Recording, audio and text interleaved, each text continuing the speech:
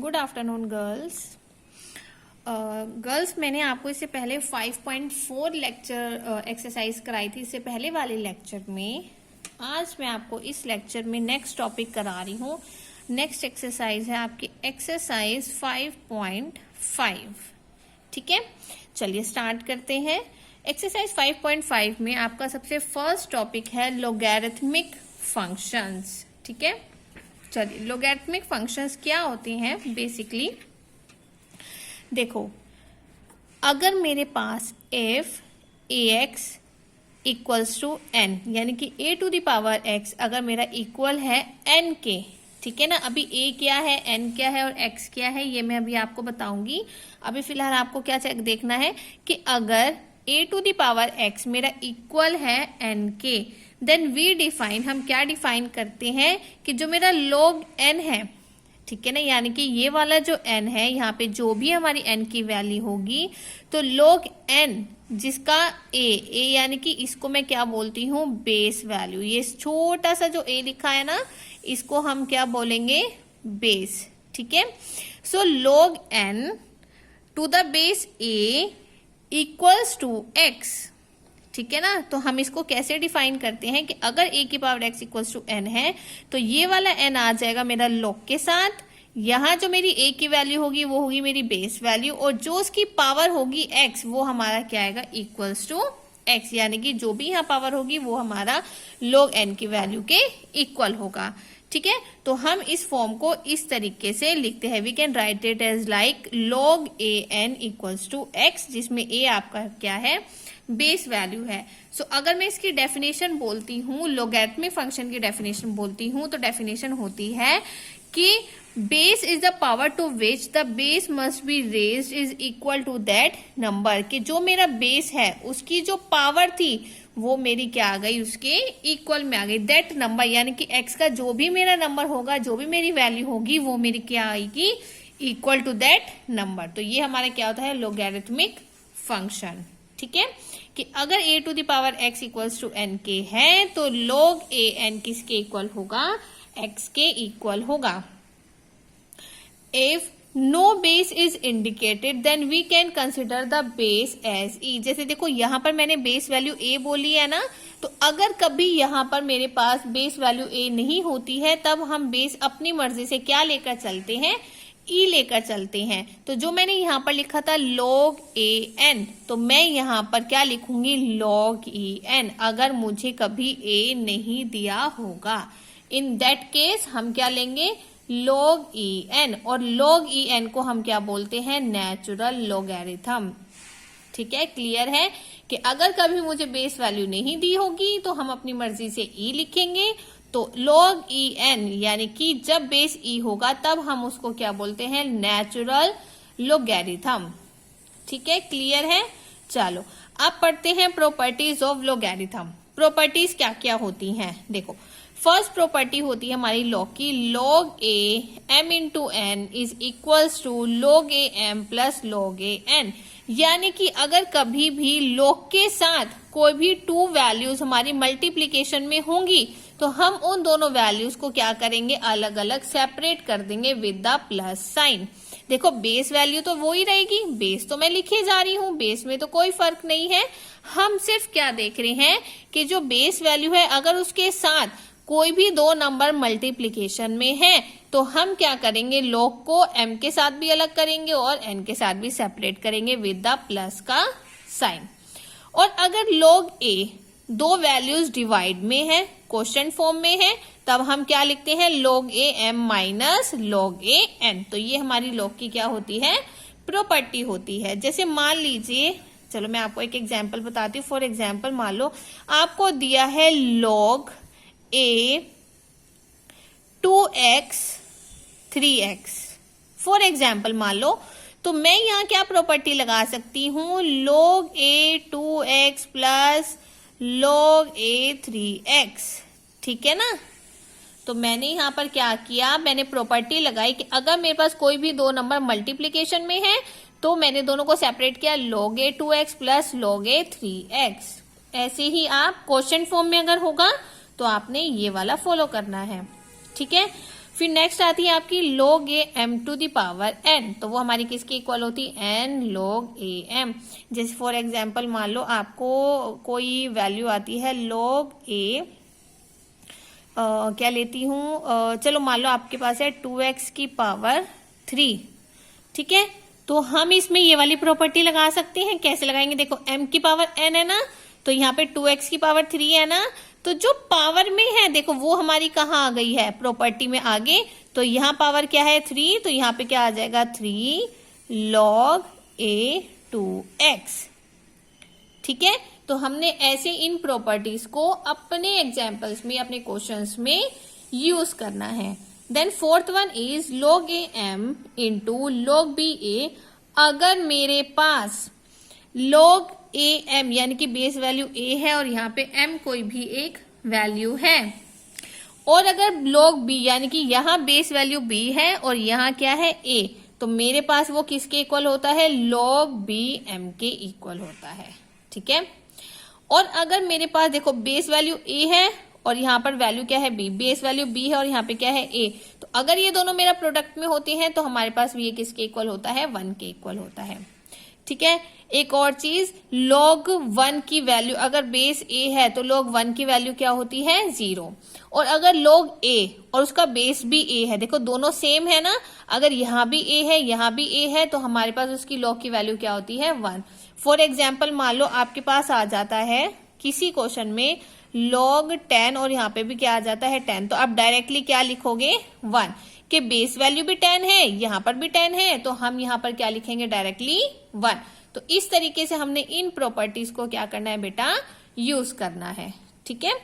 फिर नेक्स्ट आता है आपके पास e log fx।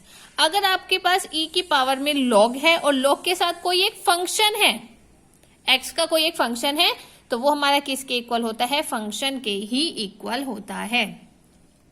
फिर आता है a to the power x। अगर a to the power x है तो वो हमारी किसके इक्वल होता है, क्या प्रॉपर्टी होती है, e to the power x log a के इक्वल होता है। क्लियर है। जैसे फॉर एग्जाम्पल मान लो आपको दिया हुआ है 2 की पावर 3x, ठीक है, तो मैं इसको क्या लिख सकती हूँ, e की पावर 3x log 2, ठीक है ना, क्योंकि देखो ये तो आपके पास e है, ये आपके पास क्या है, x। कंपेयर करो ना, देखो यहाँ a है, यहाँ 2 है, यहाँ x है, यहाँ 3x है, तो मैं x के प्लेस पर 3x लिखूंगी, a के प्लेस पर 2 लिखूंगी इस वाली प्रॉपर्टी में। तो e x की जगह 3x log a की जगह मैं क्या लिखूंगी, 2। तो इस तरीके से मैंने क्या किया, अपनी प्रॉपर्टी को यूज किया। चलिए 9th आती है आपके पास बेटा, मैंने आपको जो इसे फर्स्ट एक्सरसाइज कराई थी, फर्स्ट सेकंड थर्ड सब में हम क्या पढ़ रहे हैं, लिमिट भी पढ़ रहे हैं कि अगर आपके पास कोई भी फंक्शन आता है 1 प्लस एक्स की पावर 1 अपॉन एक्स और उसमें मैं लिमिट अप्लाई करी हूं जिसमें एक्स आपका किस पे अप्रोच करा है, 0 पे।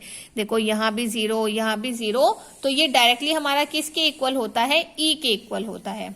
समझ आ रही है मेरी बात। तो अगर मैं इस पे लिमिट अप्रोच करी हूं तो that is equals to e. 10th आता है आपके पास, अगर a to the power x minus 1 है डिवाइडेड बाय x और मैं उस पर लिमिट अप्रोच कर रही हूं तो वो मेरा किसके इक्वल हो जाएगा, log a के इक्वल हो जाएगा। क्लियर है।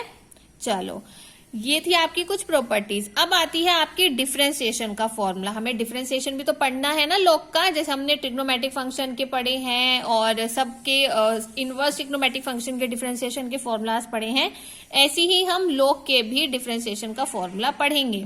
चलो देखो log ax, अगर मैं log x के डिफरेंशिएशन करती हूँ विद रिस्पेक्ट टू x तो इसका क्या फॉर्मूला होता है, 1 अपॉन x log ae।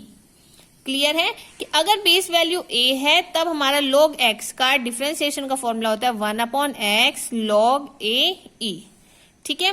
और अगर हमारे पास log e है यानी कि बेस वैल्यू e है तब log x का डिफरेंशिएशन का फॉर्मूला क्या होगा, 1 अपॉन x होगा। ठीक है, ये 2 फॉर्मूलाज हैं आपके log के डिफरेंशिएशन के। बस आपको ये ध्यान रखना है अगर बेस वैल्यू a है तो आप ये अप्लाई करोगे, बेस वैल्यू e है तो आप ये अप्लाई करोगे।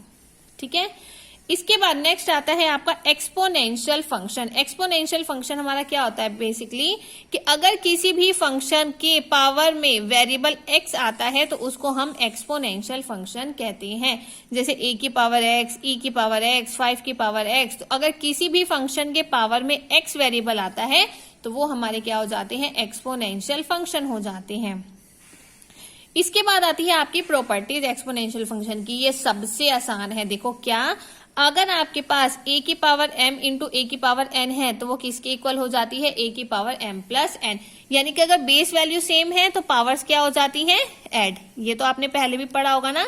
जैसे मान लो आपके पास है 2 की पावर x इंटू 2 की पावर 3x, तो हम ये क्या करते हैं 2 की पावर x प्लस 3x, क्योंकि देखो 2 दोनों सेम है ना, तो हम पावर्स क्या कर देंगे, ऐड। अगर दोनों डिवाइड में है तो हम पावर्स को क्या करेंगे, माइनस। और अगर मल्टीप्लाई में है तो ये हमारे क्या हो जाते हैं, मल्टीप्लाई में हो जाते हैं। ठीक है ना। तो ये आपकी क्या होती हैं, प्रॉपर्टीज होती हैं एक्सपोनेंशियल फंक्शन की। इसके बाद आता है आपका differential coefficient of a to the power x। अब हमने इनका डिफरेंशिएशन का भी फॉर्मूला पढ़ना है। जैसे मैंने log x का पढ़ा है, ऐसे ही मैं a to the power x का भी डिफरेंशिएशन का फॉर्मूला पढ़ूंगी। तो a to the power x का डिफरेंशिएशन का फॉर्मूला क्या होता है बेटा, a to the power x log e to the power x का डिफरेंशिएशन का फॉर्मूला क्या होता है, e to the power x ही होता है। And the last one is कि अगर मेरे पास y इक्वल है e to the power u के और u मेरे पास कोई भी एक फंक्शन है x का, तो dy अपॉन dx हमारा क्या हो जाता है, e to the power u du upon dx। तो ये 3 आपके फॉर्मूलाज है डिफरेंशियल कोफिशिएंट के, कि a to the power x के डिफरेंशिएशन का फॉर्मूला होता है a to the power x log e to the power x का a to the power x ही रहता है। और अगर y equals to e to the power u है तो उसका फॉर्मूला हमारा होता है dy upon dx equals to eu du upon dx, जिसमें u आपका x का फंक्शन होना चाहिए। तो बेटा ये आपका कुछ बेसिक था, ठीक है, इस वाली एक्सरसाइज का। अब इसके ऊपर एक एग्जाम्पल करते हैं। ठीक है, बहुत इजी एग्जाम्पल है। फर्स्ट एग्जाम्पल का फर्स्ट पार्ट करा रही हूं। देखो हमें डिफरेंशिएट करना है किसको, log 3x square plus 7x plus 3 whole to the power 1 upon 2। चलो इसको सॉल्व करते हैं। मैंने लेट किया, मैंने इसको y के इक्वल लेट कर लिया। ठीक है, y equals to log 3x square plus 7x plus 3, power में क्या है 1 अपॉन 3। मैं ना अभी इसकी डिफरेंशिएशन नहीं कर रही हूं।